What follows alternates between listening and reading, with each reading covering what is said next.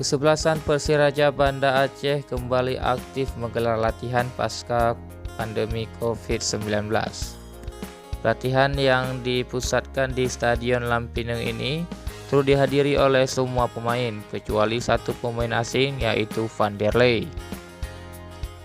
Pada pelatihan perdana ini langsung dipimpin oleh Coach Henry Susilo bersama asistennya Ahyar Ilyas.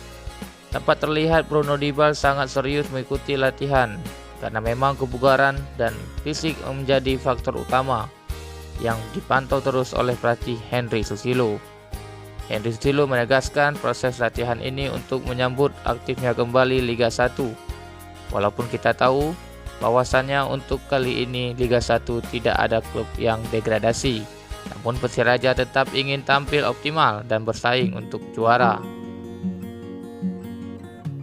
Latihan perdana ini juga disambut oleh puluhan supporter Persiraja yang hadir di Stadion Lampineng. Beberapa supporter Persiraja mengaku penasaran dan sangat menantikan agar Liga 1 ini kembali berlanjut. Kita tahu bahwa Persiraja merupakan tim promosi pada musim ini yang untuk sementara belum terkalahkan di Liga 1. Pantau terus channel ini agar kawan-kawan mendapatkan informasi tentang Persiraja Banda Aceh dan tentang informasi sepak bola dunia lainnya. Terima kasih, saya Firdaus. Wassalamualaikum warahmatullahi wabarakatuh.